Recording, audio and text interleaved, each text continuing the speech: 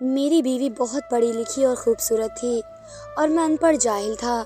जब वह प्रेग्नेंट हुई तो मेरी खुशी का कोई ठिकाना नहीं रहा। अभी भी रोज़ाना मुझे रात को चेकअप के लिए एक डॉक्टर के घर ले जाती और कहती तुम घर के बाहर खड़े रहना। फिर पूरी रात में बाहर खड़ा रहता और सुबह फिर मेरी बीवी जब बाहर आती तो मैं पूछता तो कहती तुम्हें नहीं मालूम, तुम अनपढ़ हो, प्रेग्नेंट औरत का चेकअप इतनी ही देर में होता है। फिर एक दिन में जब घर के अंदर बिना बताए गया तो मेरी रूह कांप गई मेरी बीवी इस डॉक्टर के ऊपर। इस दिन मैं मेहनत मजदूरी करके घर पहुंचा तो मेरी माँ मुझे बहुत खुश नज़र आई। मैंने उनसे पूछा माँ सब ठीक तो है, बहुत खुश नज़र आ रही हो। वे खुशी के मारे बेहाल हो रही थी। मेरे सामने रोटी रखते हुए खुशी से बोली राहुल पुत्र मैं बहुत खुश हूँ, इतनी खुश मैं बता नहीं सकती, कुछ मुझे भी तो बताओ।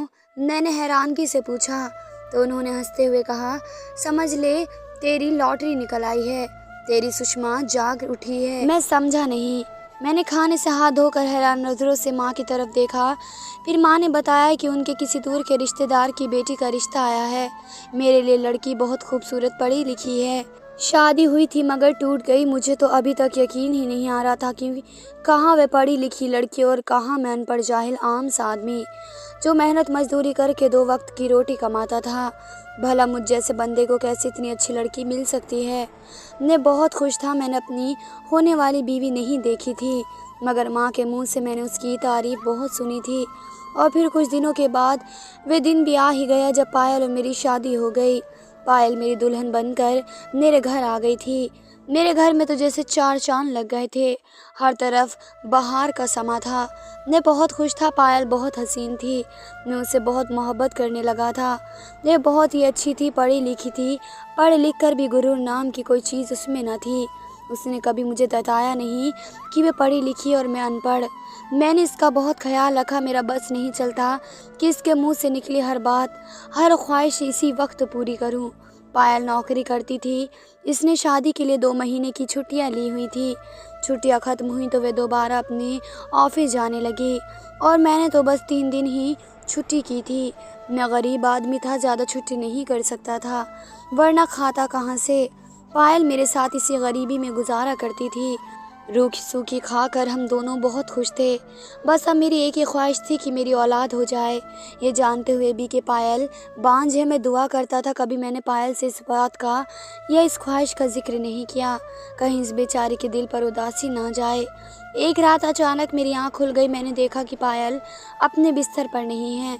मैं परेशान हो गया। मैं उठ बैठा और उसे आवाज़ देने लगा और उठकर इसके पीछे जाने ही लगा था कि वह पानी का गिलास हाथ में लिए कमरे में आ गई और मेरे पूछने पर बताया कि इसे प्यास लगी थी, वह पानी पीने के लिए उठी थी।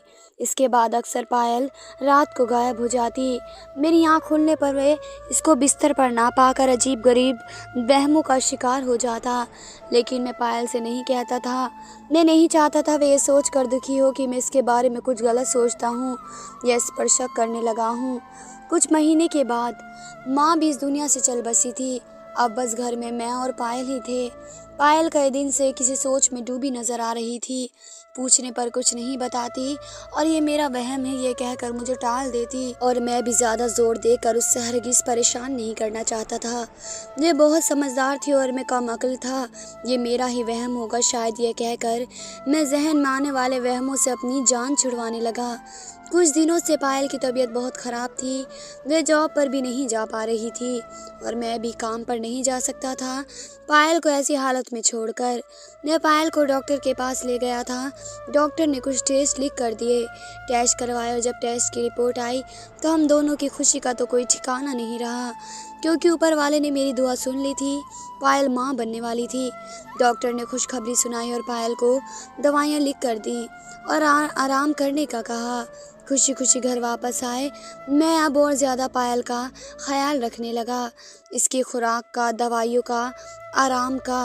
पायल टाइम से दवाइयाँ खाती थी, फल खाती थी। घर के काम मैं ही करता।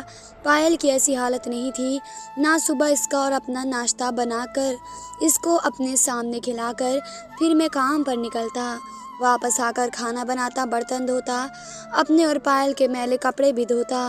पायल को मैंने मॉम की गुड़िया बना कर रखा था। कुछ दिनों से पायल की हालत कुछ संभली हुई थी।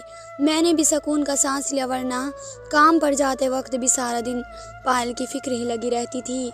उसने फिर से जॉब पर जाना शुरू कर दिया। इतनी अच्छी जॉब वे छोड़ना नहीं चाहती थी। मुझे इसकी नौकरी की कोई ज़रूरत नहीं थी, ना ही कभी मैंने इससे पैसे मांगे, ना ही पूछा कि वे ये पैसे कहाँ खर्च करती है। वे खुद बताती कि वह अपनी तनख्वाह बैंक में रखवा देती है, आगे जाकर हमारे काम आएगी। देखा जाए तो हम दोनों का खर्च था ही कितना।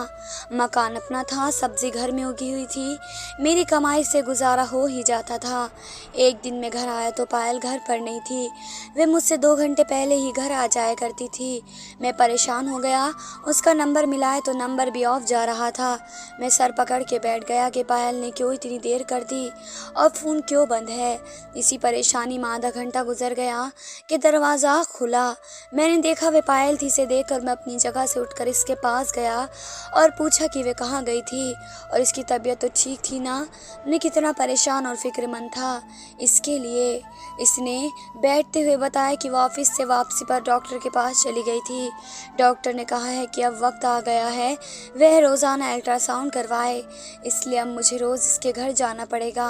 और फ़ोन की बैटरी ख़त्म हो गई थी, इसलिए बंद हो गया था। मुझे कुछ तसल्ली हुई सुनकर, लेकिन मैंने इससे कह दिया कि अल्ट्रासाउंड करवाने में खुद ले जाया करूँगा, अकेले नहीं जाने दूँगा। इसने बहुत कहा कि वह अकेली चली जाया करेगी। मैंने कहा इसके साथ वहाँ कौन होगा, अल्ट्रासाउंड में बहुत वक्त लगता है और वहाँ आदमियों की तो अपने घर भी नहीं आने देते। लेकिन मैंने कहा कि कुछ भी हो मैं ही लेकर जाऊंगा तुम्हें, और अंदर भले से ना जाने दें, मैं बाहर बैठकर तुम्हारा इंतज़ार कर लिया करूंगा। ना जाने क्यों इसे ये बात कुछ अच्छी नहीं लगी, लेकिन मुझे इसकी बहुत फिक्र थी।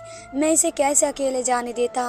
अगले दिन से पायल को अल्ट्रासाउंड के लिए डॉक्टर के घर ले जाना शुरू कर दिया। वे अंदर चली जाती और फिर मैं पूरी रात घर के बाहर खड़ा रहता। मैं पूछता इतनी देर क्यों लगती है तुम्हें, तो वह कहती कि तुम्हें क्या पता अल्ट्रासाउंड में कितनी ही देर लगती है, और मैं इसकी बात पर यकीन कर लेता। लेकिन मुझे कुछ पता नहीं था उन चीज़ों का। मैं ठहरा अनपढ़ और जाहिल, मुझे क्या अंदाज़ा था उन बातों का।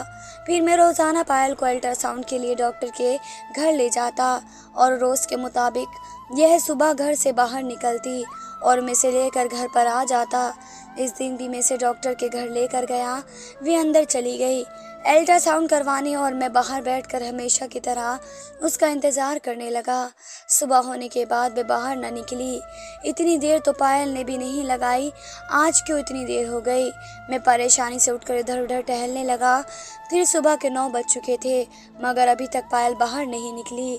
मुझे कुछ शक हुआ। मैं डॉक्टर के घर का दरवाज़ा खोलकर अंदर चला गया। वहाँ पहुँचकर जो मैंने देखा वह सब देखकर मेरे पैरों तले ज़मीन निकल गई। आसमान फटने लगा। वहाँ तो पायल थी ही नहीं। मैंने हर तरह से अपनी तसल्ली की, पूरे घर में पायल कहीं नहीं थी। मैं वापस आकर बाहर बैठ गया और तरह तरह के ख्याल मेरे दिमाग के अंदर घूम रहे थे। मैं परेशानी से अपने हाथ मसल रहा था, कभी पसीना पोंछ रहा था। मेरा दिल बैठा जा रहा था कि ऐसे में मुझे पायल डॉक्टर के घर से बाहर आती हुई दिखाई दी। मैंने खुद पर अच्छी तरह काबू पाने के बाद इसे देर करने की वजह पूछी। इसने आराम से बताया कि आज बहुत ही भीड़ थी घर में, मेरी बारी बहुत देर के बाद आई है। मैंने कुछ नहीं पूछा और इसको लेकर खामोशी के साथ वापस घर आ गया। मैं बहुत कश्मकश में था और पूरा दिन यह सोच कर पायल आखिर कहाँ गई थी। पूरा दिन सोच कर मेरा सर फट रहा था और पायल मज़े से सो रही थी। मैंने उठकर चाय बनाई और सर दर्द की गोली ढूंढने लगा कि चाय के साथ ही ले लूं। थोड़ी देर बाद पायल भी उठ गई, नाश्ता बनाकर तैयार करके वापस चली गई। मैंने इसे कहा कि मेरी तबीयत कुछ ठीक नहीं है, सर में बहुत दर्द है, मैं आज काम पर नहीं जाऊंगा। इसने मुझे दवाई लेने को कहा और निकल गई। और मेरे दिमाग में कई वाक़यात घूमने लगे। पायल का मुझसे शादी करना, इसका रातों को बिस्तर से गायब हो जाना और अब रोज़ अल्ट्रासाउंड के लिए डॉक्टर के घर जाना और वहाँ से इसका गायब हो जाना, ये सब मेरे लिए बहुत शर्मनाक था। इस दिन पायल वापस आई और कुछ देर आराम करने के बाद अल्ट्रासाउंड के लिए जाने लगी। मैं इसके साथ नहीं गया, मुझ में कोई सदमा सहने की हिम्मत नहीं थी। मैंने अपनी तबीयत ख़राब होने का का बताया और उससे कहा कि वह आज अकेली ही चली जाए। उसने भी ज़्यादा जोर नहीं दिया और चली गई और सुबह ही डॉक्टर के घर से वापस आई। आज वे कुछ बुझी बुझी सी लग रही थी और खामोश थी, अपने ख्यालों में गुमसुम बैठी हुई थी। ऐसा लगता था कि जैसे कोई बात इसे बहुत परेशान कर रही थी। मैं इसे काफ़ी देर तक गौर से देखता रहा। मुझे इसका उदास चेहरा देखा नहीं जा रहा था। मैं अपनी प्यारी बीवी से बहुत प्यार करता था, मगर मैं इसे कुछ पूछ भी नहीं सकता था कि वे क्यों उदास है और अल्ट्रासाउंड के बहाने रोज़ाना फिर वह कहाँ जाती है। दूसरे दिन भी मैं रोज़ के मुताबिक काम पर चला गया और पायल भी अपनी नौकरी पर चली गई। आज भी मेरा दिमाग बहुत कशमकश में था। पायल के वापस आने से पहले ही मैं घर पहुंच गया। पायल ने घर आकर मुझे जल्दी आने का रीज़न पूछा और मेरी तबीयत का पूछा। वे मेरी तबीयत की ख़राबी की वजह से फ़िक्रमंद नज़र आ रही थी। मैंने उसे बताया कि तुम परेशान ना हो, मैं बिल्कुल ठीक हूँ। अब बस ज़रा सर्दी हो रही है तो जल्दी छुट्टी लेकर घर चला आया। कुछ देर तुम आराम कर लो, मैं तुम्हें अल्ट्रासाउंड के लिए ले चलता हूँ। उसने हामी भर ली। कुछ देर के बाद मैं उसे लेकर डॉक्टर के घर चला आया, जहाँ वह अकेले ही अंदर चली गई। इसके जाने के कुछ देर बाद मैं भी डॉक्टर के घर के अंदर दाखिल हो गया।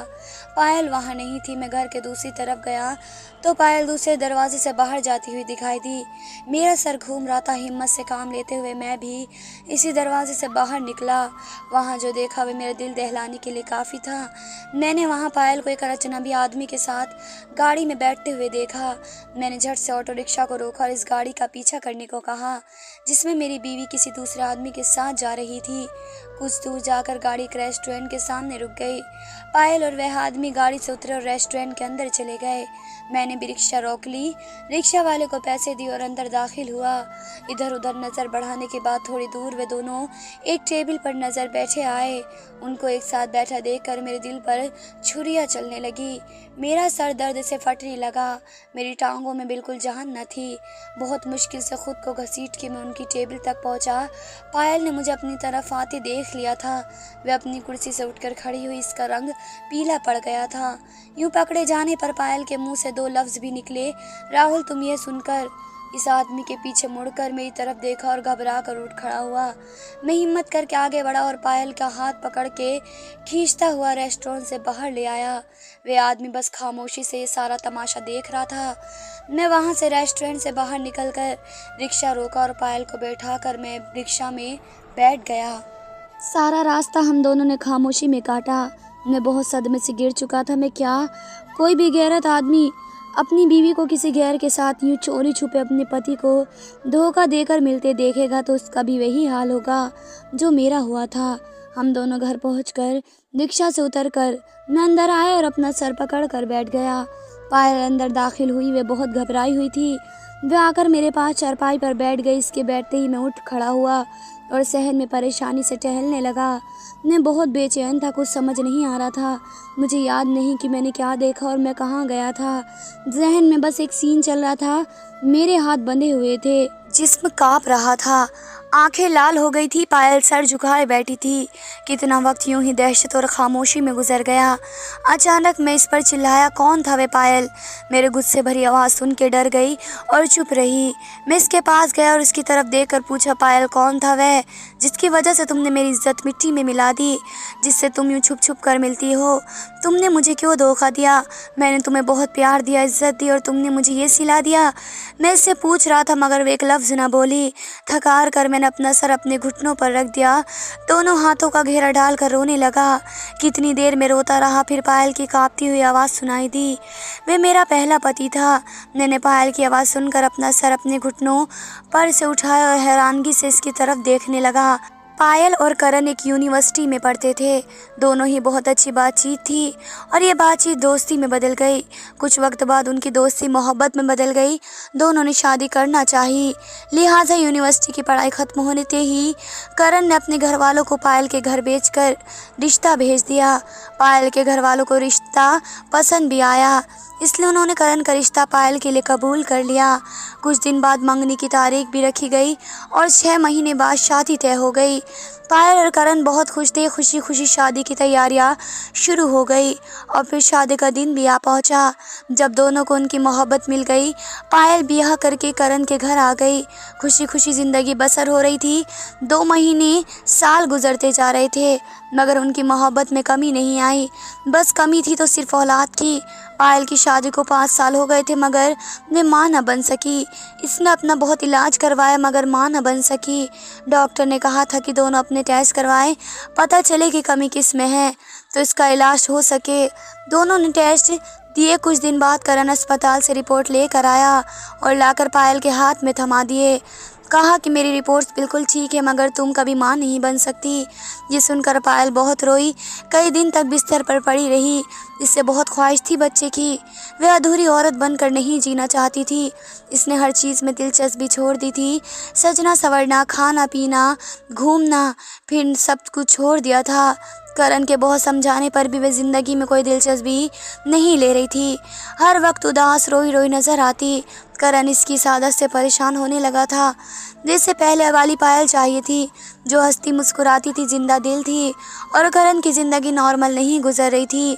ऐसा लगता था जैसे उसने प्यार को किसी की नज़र लग गई हो। करण बहुत कोशिश करता कि पायल नॉर्मल ज़िंदगी की तरफ हो जाए मगर पायल सब में समझाने के बावजूद भी नहीं निकल पा रही थी।